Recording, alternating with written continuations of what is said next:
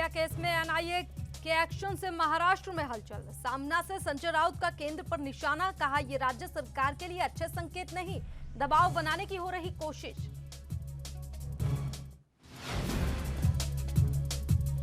बंगाल में ममता पर हमला मामला, आज चुनाव आयोग ले सकता है फैसला। मुख्य सचिव विशेष पर्यवेक्षकों ने कल सौंपी थी रिपोर्ट।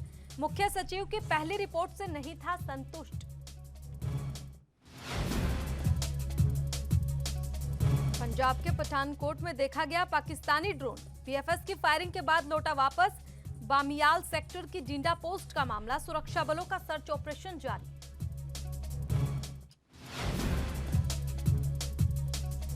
और जम्मू कश्मीर में सुरक्षा बलों और आतंकियों के बीच मुठभेड़, एक आतंकी ढेर, हिजबुल मुजाहिदीन के 7 मददगार गिरफ्तार, सर्च ऑपरेशन लगातार जारी।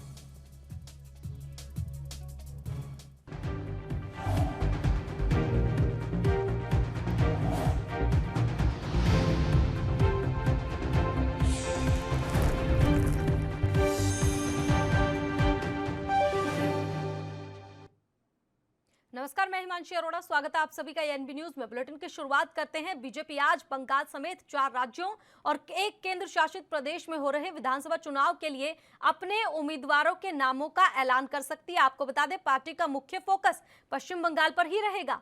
माना जा रहा है कि यह ऐलान दोपहर बाद 2 से 3 बजे के बीच हो सकता है। दिल्ली में बंगाल बीजेपी की कोर कमेटी की बैठक के पार्टी की केंद्रीय चुनाव समिति की बैठक बुलाई गई। बैठक में पीएम मोदी भी शामिल हुए।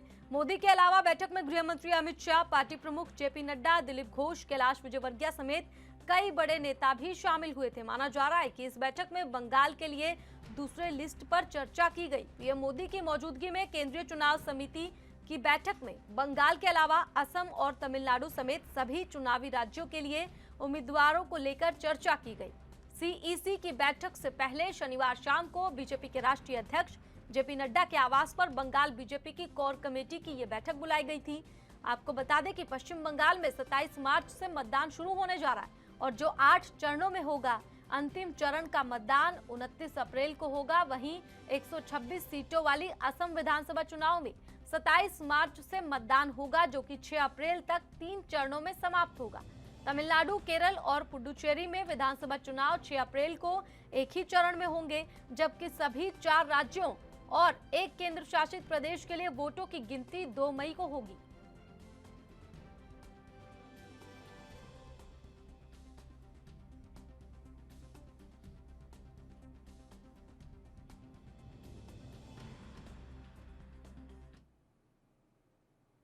विधानसभा चुनाव के मद्देनजर सियासी दलों के बड़े नेता प्रचार में जुट गए हैं।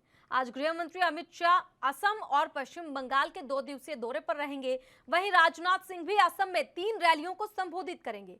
उधर मुख्यमंत्री ममता बनर्जी आज दोपहर को रोड शो करेंगी। ममता व्हील चेयर पर रोड शो करेंगी। अमित शाह इस दौरान जनसभाओं और अन्य राजनीतिक कार्यक्रमों में भाग लेंगे। बीजेपी के मुताबिक शाह असम के मार्गेरिटा और नाजीरा में जनसभाओं को संबोधित करेंगे। उसके बाद वो पश्चिम बंगाल रवाना हो जाएंगे।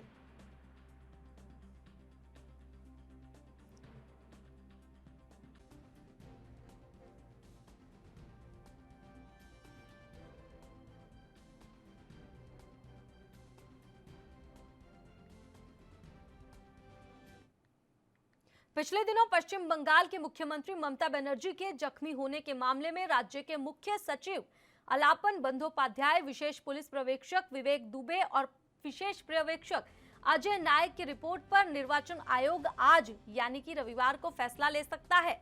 शनिवार को आयोग घटना को लेकर विस्तृत रिपोर्ट आयोग की ओर से सौंपी गई थी। बता दें, निर्वाचन आयोग को शनिवार देर शाम पश्चिम बंगाल के मुख्य सचिव की नई और विस्तृत रिपोर्ट मिली है। इससे कुछ घंटे पहले ही विशेष पुलिस पर्यवेक्षक और विशेष पर्यवेक्षक की रिपोर्ट भी मिली थी। स्थानीय पुलिस प्रशासन, मुख्य सचिव और इन दोनों पर्यवेक्षकों की इन रिपोर्ट्स पर चर्चा करने के लिए निर्वाचन आयोग की ओर से बैठक होगी, जिसमें इस घटना को लेकर फैसला लिए जाने की उम्मीद है। विशेष पुलिस पर्यवेक्षक विवेक दुबे और विशेष पर्यवेक्षक अजय नायक ने निर्वाचन आयोग को शनिवार शाम अपनी रिपोर्ट सौंपी है। सूत्रों के हवाले से दोनों पर्यवेक्षकों ने अलग अलग रिपोर्ट दी है। रिपोर्ट में कहा गया है कि मुख्यमंत्री ममता का घायल होना महज एक दुर्घटना थी, ना कि सोचा समझा कोई हमला था। साजिश पर्यवेक्षक ने हमले की आशंका को भी साफ साफ नकारा है। रिपोर्ट में कहा गया है मुख्यमंत्री भारी सुरक्षा के बीच थी और उन पर हमले का कोई साक्ष्य भी जांच के दौरान नहीं मिला।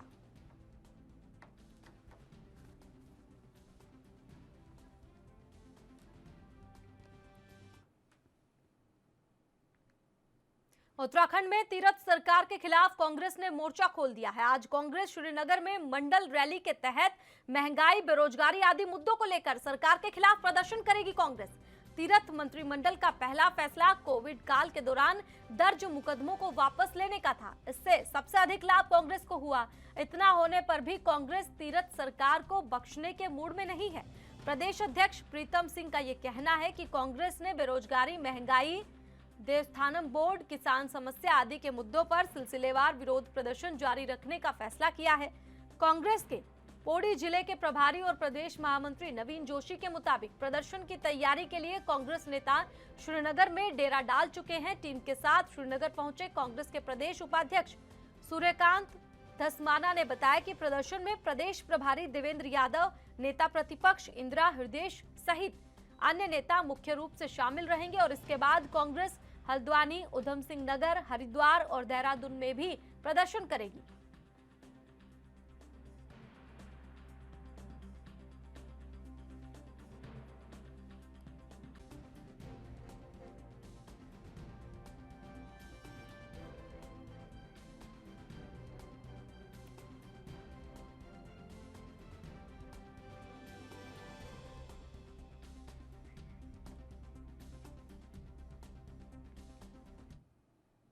और चलिए से भी शुरू करते हैं बड़ी खबर की ओर। आपको बता दें कि पंजाब के पठानकोट में पाकिस्तानी ड्रोन देखा गया है। इस वक्त ये बड़ी खबर बीएफएस की फायरिंग के बाद वापस लौटा बामियाल सेक्टर की डिंडा पोस्ट का ये पूरा मामला है। इसको लेकर सुरक्षा बलों का ऑपरेशन जारी है। पाकिस्तानी ड्रोन देखा गया है पंजाब के पठानकोट में। इस वक्त की बड़ी खबर, आज सुबह 6:10 पर ये पाकिस्तानी ड्रोन देखा गया है। इस वक्त की बड़ी खबर आपको बता रहे हैं, पंजाब के पठानकोट में पाकिस्तानी ड्रोन देखा गया, जिसके चलते पूरे इलाके में फिलहाल सर्च ऑपरेशन लगातार जारी है। बीएसएफ की फायरिंग के बाद वापस लौटा पाकिस्तानी ड्रोन। तस्वीरें आपकी टीवी स्क्रीन पर देख सकते हैं। ये पाकिस्तान का ड्रोन है जो कि पंजाब के पठानकोट में दिखाई दिया, जिसके बाद बीएसएफ की ओर से फायरिंग की गई और ये ड्रोन वापस लौट गया। इस वक्त की बड़ी खबर, बामियाल सेक्टर डिंडा पोस्ट का यह पूरा मामला, सर्च ऑपरेशन फिलहाल सुरक्षा बलों का लगातार जारी है। पंजाब में पठानकोट के बामियाल सेक्टर में यह पाकिस्तानी ड्रोन देखा गया। यह ड्रोन बामियाल सेक्टर की डिंडा पोस्ट पर सुबह 6:10 पर देखा गया। आपको बता दें, बीएसएफ की फायरिंग के बाद संदिग्ध ड्रोन वापस लौट गया। पूरे इलाके में सर्च ऑपरेशन लगातार जारी है। जानकारी के मुताबिक सर्च ऑपरेशन चल रहा है कि क्या कोई हथियार या दूसरा सामान गिराने के लिए तो ड्रोन इस तरफ नहीं भेजा गया था, या फिर इसका मकसद सिर्फ ये चेक करना था कि बीएसएफ अलर्ट पर है या नहीं है।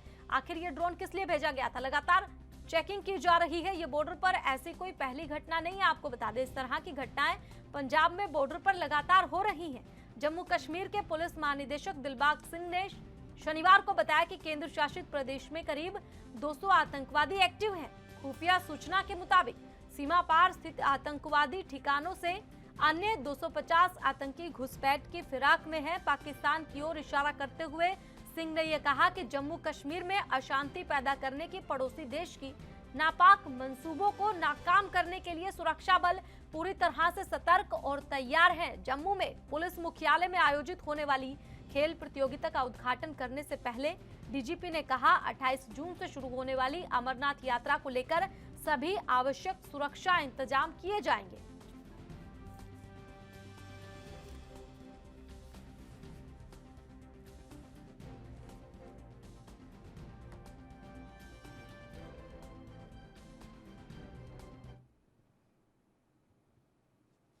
शिवसेना नेता संजय राउत क्या कुछ कह रहे हैं, सुनिए। 20 त्या मोजल्या तेव्हा 19.5 आहेत, मी बघितलं, कोणी ते सांगितलं मला. तर 20 जिलेटिनच्या कांड्यासाठी राष्ट्रीय तपास पथक ज्या पद्धतीनं मुंबईत आलं, तपास केला,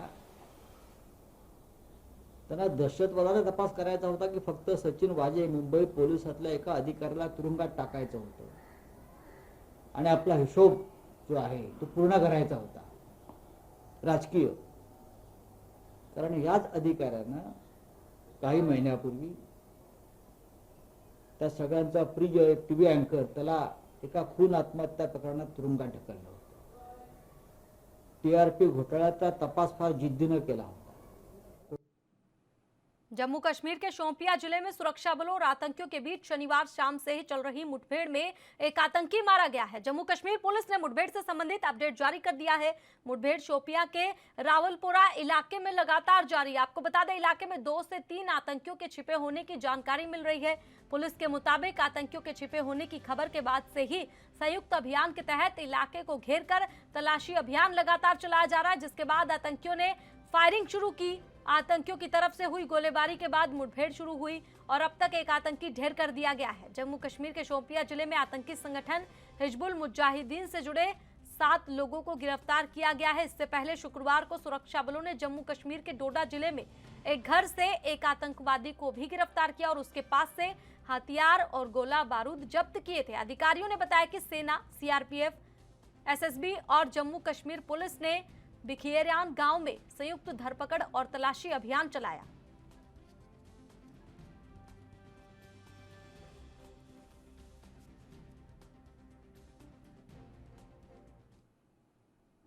कुंडली बॉर्डर पर कृषि कानूनों के खिलाफ आंदोलन कर रहे किसानों के खिलाफ हाईवे पर पक्के मकान बनाने शुरू करने और बोरवेल लगाने पर एनएचएआई और नगर पालिका ने मुकदमे दर्ज कराए हैं. इस बीच किसानों के विरोध को देखते हुए बीजेपी नेताओं के कार्यक्रम रद्द कर दिए गए हैं. पंजाब में जहां सांसद श्वेत मलिक का घेराव किया गया, वहीं हरियाणा के झज्जर और करनाल में विरोध की आशंका के चलते बीजेपी नेताओं ने कार्यक्रम अपने रद्द कर दिए हैं.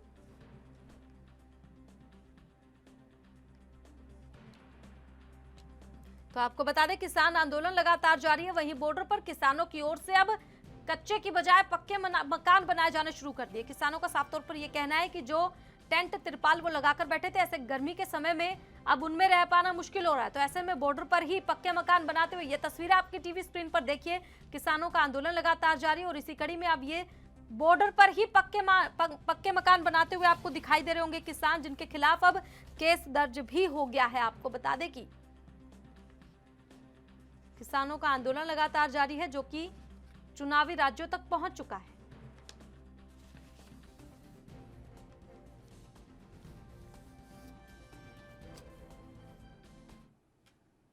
किसान आंदोलन को 108 दिन हो गए हैं. जब आंदोलन की शुरुआत हुई थी तो सर्दी थी, लेकिन अब गर्मी आ गई है. ऐसे में किसान सड़कों पर रहने के लिए अब पक्के निर्माण कर रहे हैं, जिससे कि वो बुजुर्गों के कमरे में गर्मी से राहत देने के लिए एसी लगाएं, ताकि भारतीय किसान यूनियन के दोआबा के अध्यक्ष किसान नेता मंजीत सिंह राय ने कहा कि सिंगू बॉर्डर पर स्थायी निर्माण होगा. दिल्ली हरियाणा स्थित इस बॉर्डर पर किसान पिछले 108 दिनों से तीनों कृषि कानूनों के खिलाफ प्रदर्शन कर रहे हैं. उन्होंने कहा कि किसान आंदोलन जारी रहेगा. वहीं किसान नेता राकेश टिकैत ने कहा कि अब सड़कों पर पक्के घर बनाए जाएंगे. उन्होंने कहा कि अभी दिल्ली बॉर्डर पर कुछ घर बने हैं और भी बनाए जाएंगे.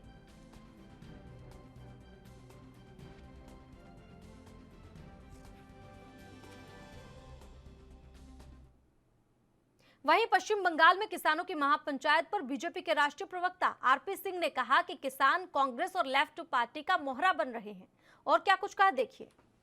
आज मैं उनका मंच देख रहा था, जिस मंच पे आज वो नंदीग्राम गए थे. जितने लोग मंच पे थे, आप कृपा कर वीडियो अपने अच्छा देख लीजिएगा, उतने लोग लगभग नीचे थे. मतलब और कौन लोग थे उनके मंच के ऊपर? सारे वो लोग थे जो लेफ्ट पार्टी के थे. वो राजेवाल हो, वो अतुल अंजान हो, ये सबके सब लोग वो हैं. जो डॉक्टर दर्शन पाल हो, सबके सब वो लोग हैं जो लेफ्ट पार्टी के लेनी के लोग हैं. तो अब बड़ा स्पष्ट है, कांग्रेस और लेफ्ट में मिलकर लड़ रही है, तो बड़ा स्पष्ट है कि किसान आंदोलन के नाम पर वो अपनी राजनीतिक रोटियां सेकने के लिए काम हो रहा है. और वो कौन सी लेफ्ट पार्टी के पक्ष में गए हैं और कहाँ गए हैं? उस नंदीग्राम की धरती पर, जिस नंदीग्राम की धरती पर ममता बनर्जी ने किसानों के लिए एक आंदोलन किया था और लेफ्ट पार्टी के विरोध में किया था, जो कि किसानों के विरोध में था. और आज उन्हीं लेफ्ट पार्टी के साथ वो डायस शेयर कर रहे हैं. तो ये उनको देखना है कि वो मोहरा बने हुए हैं. और स्पष्ट है, कांग्रेस और लेफ्ट पार्टी का वो मोहरा बने हुए हैं. वो तो अब कांग्रेस की ट्रैक्टर पर आज सवारी भी कर रहे हैं. वहीं किसान नेता राकेश टिकैत के बंगाल जाने को लेकर जेडीयू प्रवक्ता अजय आलोक ने कहा कि वो चाहते हैं हर जगह किसानों का आंदोलन हो. और क्या कुछ कहा, देखिए. बिहार में कहावत है, मुंह सूठावे लोढ़ा हुई है। चूहा कितना भी बड़ा हो जाए कैपिबारा से कुछ नहीं होता है। राकेश टिकैत वहाँ जाके क्या करेंगे? क्या बंगाल के किसान आंदोलन कर रहे हैं? इनकी तो यही कोशिश है कि हर जगह जाके आग लगाए, लेकिन समर्थन तो मिल नहीं रहा है, इसलिए करने दीजिए जो करते हैं। वहीं कांग्रेस ने असम के चुनाव में प्रचार के लिए 30 स्टार प्रचारकों की सूची जारी की है, लेकिन सूची में G23 के किसी भी नेता का नाम नहीं है। इस बारे में कांग्रेस के वरिष्ठ नेता सलमान खुर्शीद ने क्या कहा, देखिए। I have no idea. I was not in the last election list. I'm in this election list. I didn't complain then, and I'm not celebrating now. There's a job to be done. We do the job. और फिलहाल रुकेंगे एक छोटे से break के लिए, लेकिन आप कहीं मत जाइएगा।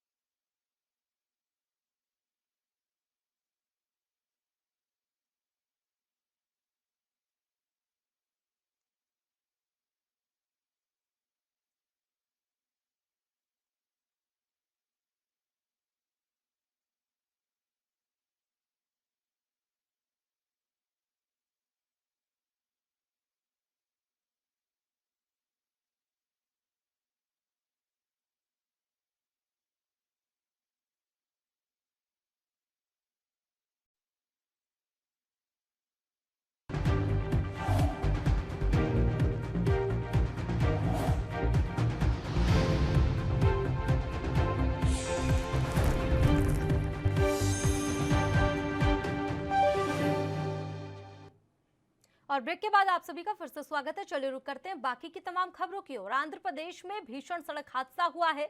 लॉरी के ऑटो को टक्कर मारे जाने के कारण 6 लोगों की मौत हो गई है, जबकि 7 अन्य घायल बताए जा रहे हैं। ये दुर्घटना रविवार को आंध्र प्रदेश में कृष्णा जिले के नुंजीवीडु मंडल के गोलापल्ली गांव के पास हुई है। सभी मृतक नुंजीवीडु मंडल के लेयंताड़ा निवासी मजदूरों के रूप में अधिकारियों ने यह जानकारी दी है। ओडिशा रमेश भुक्या, नागराजू बोनावतु सोना, नागू भुक्या सोमला और बर्मावत बेबी की मौत हुई है। 5 मजदूरों की मौके पर मौत हुई है, जबकि बानवतु नागू ने अस्पताल में दम तोड़ दिया है। हादसे के वक्त ऑटो में कुल 14 मजदूर सवार थे।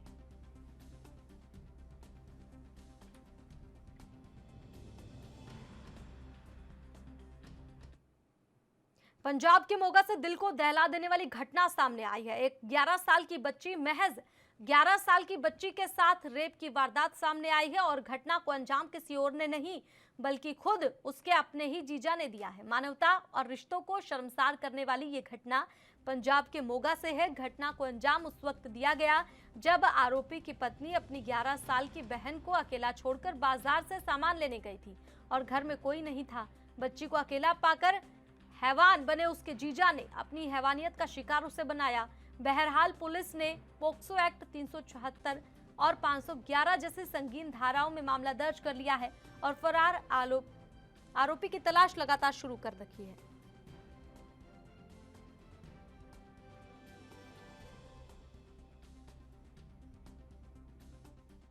साल ਦੀ ਬੱਚੀ ਨਾਲ ਉਹਦੇ ਜੀਜੇ ਵੱਲੋਂ ਬਲਾਤਕਾਰ ਕਰਨ ਦੀ ਕੋਸ਼ਿਸ਼ ਕੀਤੀ ਗਈ ਹੈ ਜੀ ਤੇ ਉਹਦੇ ਸੰਬੰਧ 'ਚ ਪਰਚਾ ਦਰਜ ਹੋ ਗਿਆ ਸਿਟੀ 1 ਮੈਡੀਕਲ ਹੋ ਗਿਆ। ਹੁਣ ਅਸੀਂ ਕੋਰਟ ਦੇ ਵਿੱਚ 164 ਦੇ ਬਿਆਨ ਦਰਜ ਕਰਾਉਣ ਆਏ ਹਾਂ। ਮੈਡੀਕਲ ਦੇ ਵਿੱਚ ਕੀ ਰਿਪੋਰਟ ਆਈ?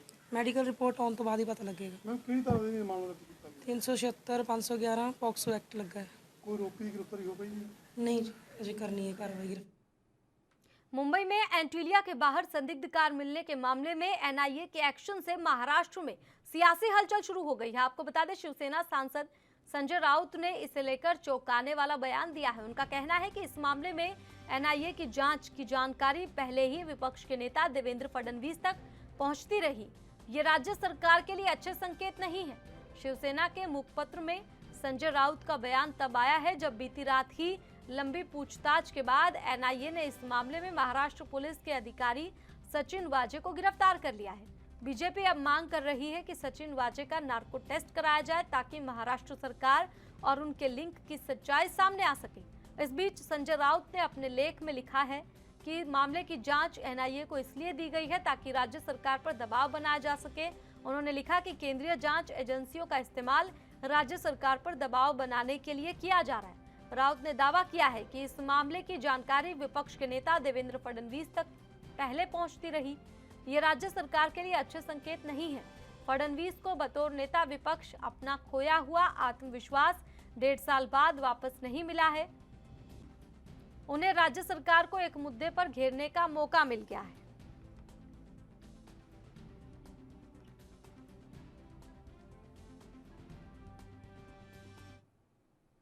पाकिस्तान से बांग्लादेश के आजाद होने के 50 साल पूरे होने के मौके पर आयोजित होने वाले समारोह में पीएम नरेंद्र मोदी और नेपाल, श्रीलंका, भूटान और मालदीव की सरकारों के प्रमुखों सहित दुनिया के कई नेता हिस्सा लेंगे। इस महीने के आखिरी में स्वतंत्रता दिवस समारोह आयोजित होंगे। वर्ष 1971 में बांग्लादेश के मुक्ति संग्राम के बाद पाकिस्तान से देश को आजादी मिली थी।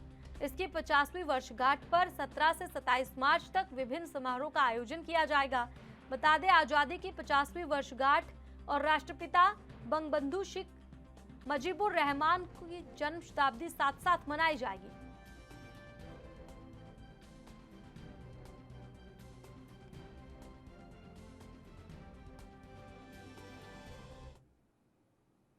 श्रीलंका राष्ट्रीय सुरक्षा के मद्देनजर बुर्के पर बैन लगाने जा रहा है।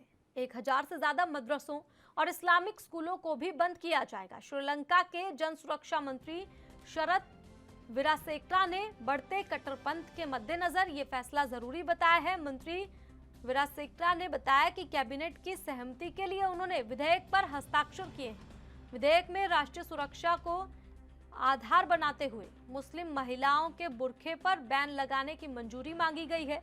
कैबिनेट की मुहर के बाद संसद कानून बना सकती है। वीरासेक्रा ने कहा, शुरुआती दौर में देश में मुस्लिम लड़कियों और महिलाओं ने कभी बुर्का नहीं पहना। बीते सालों में इसका चलन तेजी से बढ़ा है। इसकी बड़ी वजह बढ़ता धार्मिक कट्टरपंथ है, लिहाजा इस पर रोक लगाना जरूरी है। गौरतलब है कि कई देश बीते दिनों बुर्के पर प्रतिबंध लगा चुके हैं। हाल ही में स्विट्जरलैंड ने भी जनमत संग्रह कर बुर्का पहनने पर रोक लगाई थी।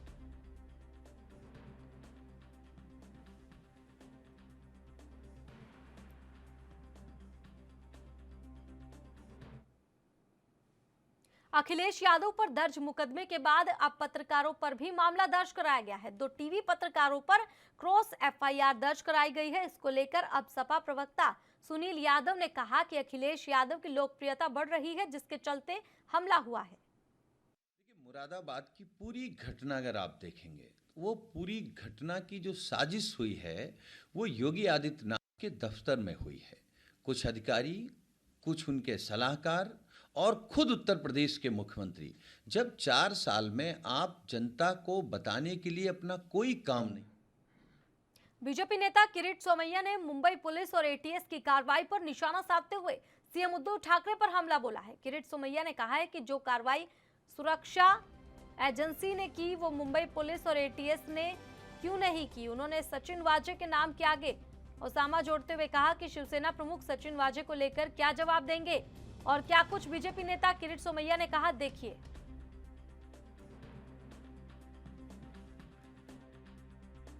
सचिन वाजे को गिरफ्तार किया गया, लेकिन मुंबई पुलिस एटीएस परमवीर सिंह ने जो उसको गिरफ्तार नहीं किया उसका जवाब देना पड़ेगा।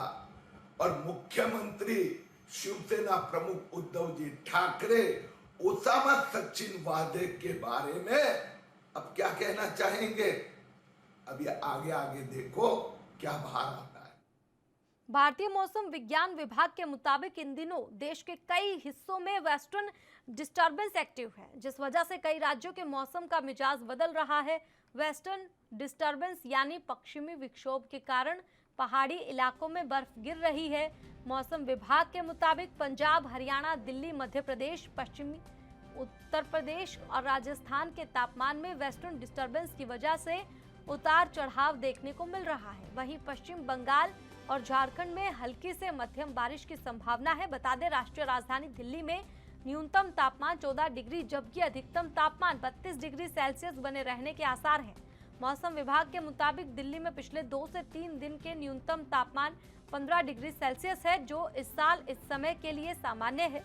आईएमडी के अनुसार बादलों और हवाओं ने दिल्ली का मौसम खुशनुमा बना दिया है। अगले 2 दिनों के दौरान अधिकतम तापमान 33 डिग्री सेल्सियस के आसपास रहने का अनुमान है। वहीं राजस्थान के कई जिलों में बारिश और हवाओं से मौसम ठंडा हो गया है। मौसम विभाग के अनुसार आगामी दिनों में दिन और रात के तापमान में करीब 3 से 4 डिग्री तक गिरावट दर्ज की जा सकती है।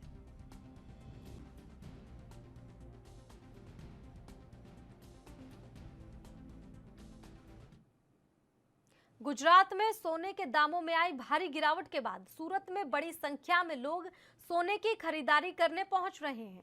एक सराफा व्यापारी ने कहा कि कोरोना शुरू हुआ था तब दाम 37,000 रुपए प्रति 10 ग्राम था, लेकिन काफी दिनों से ये 50,000 रुपए के पार चला गया था। अब सोना सस्ता हुआ है। वहीं सोना सस्ता होने के बाद ग्राहक भी काफी खुश नजर आ रहे हैं।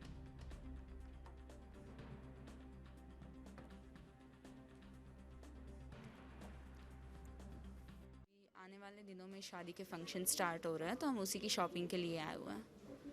खास करके इस टाइम पे शॉपिंग करने का? हाँ, क्योंकि अभी गोल्ड रेट्स काफ़ी कम हैं और एक इन्वेस्टमेंट की तरह से गोल्ड बहुत ही पॉपुलर है अभी, और अच्छा कलेक्शंस है, अच्छे गोल्ड रेट्स है, तो हमें पसंद है तो हम ले रहे हैं। यहाँ पे अभी ज्वेलरी खरीदने आए हैं। ज्वेलरी के अभी दाम बहुत कम हो रहे हैं, तो अभी हम इन्वेस्ट भी कर सकते हैं और घर में फंक्शन भी आ रहा है, तो अभी। और चलिए आपको सीधे ले चलते लाइव हरियाणा इनेलो की प्रेस कॉन्फ्रेंस में। कर दिया जिससे किसान प्रभावित होगा, जिससे बेरोजगार युवक जो है वो प्रभावित होंगे, जिससे हेल्थ के अंदर बहुत बड़ी योजनाएं बनेगी। लेकिन हैरानी की बात है, जब बजट को आप गहराई से जाकर के देखोगे, जब उसके बजट के एक एजेंडे को, पैरे को जब आप चेक करोगे, तब असलियत आपके सामने आएगी कि इस बजट में कोई ऐसी चीज नहीं है जिसकी वजह से आम साधारण व्यक्ति को कोई लाभ मिले। सबसे पहले मैं जो बजट की राशि इन्होंने रखी थी 1,55,645.45 रुपीस करोड़ जो है, पिछला जो बजट था वो था 1,42,378 करोड़ का। पिछले इसमें अंतर करीब कोई 13.25 करोड़ का, 13,500 करोड़ रुपए का अंतर है। अगर इतना आपके पास अब की बार बजट में पैसा ज्यादा है, तो फिर अलग अलग जिस डिपार्टमेंट के लिए पैसे निर्धारित किए गए तो उसमें भी राशि बढ़नी चाहिए, ना कि कम होनी चाहिए। लेकिन हैरानी की बात है कि सब जगह सिर्फ और सिर्फ पेपरों तक सीमित है। सबसे पहले मैं आपको कृषि का ही बता देता हूं। अब की बार बहुत इस बात को लेकर के अखबारों में लिखा, बहुत सारे चैनलों पे दिखाया गया कि अब की बार बजट के अंदर कृषि के लिए बहुत सारे नए आयाम हैं। लेकिन हैरानी की बात है कि पहले से बजट जो है वो कम कर दिया। जो वर्ष 2016 और 17 में कृषि का बजट हरियाणा का था, टोटल बजट का 13.71% था। 17 और 18 के अंदर इसको कम करके बीजेपी की सरकार ने 12.49 कर दिया। 18 और 19 में फिर इसको कम कर दिया, 12.22 कर दिया। फिर 2019 और 20 के अंदर इसको और कम करके इन्होंने 10.31 कर दिया। बस 2021 था, 20 और 21, उसमें ये बजट बढ़ा, उसमें 12.42 हुआ। लेकिन क्योंकि पूरा साल कोविड में निकल गया, इसलिए पैसा खर्च भी नहीं हुआ। अगर ये पैसा नहीं खर्च हुआ तो फिर अब की बार बजट के अंदर पैसा बढ़ना चाहिए था। अब की बार बढ़ाने की बजाय 10.33 कर दिया। एक तरफ तो बड़ा हुआ, मुख्यमंत्री तो ये कह रहे हैं कि हमने कृषि के लिए बजट बढ़ा दिया, लेकिन उनकी अपनी जो किताब। और फिलहाल इस खास बुलेटिन में इतना ही। आप देखते रहें ANB न्यूज। नमस्कार।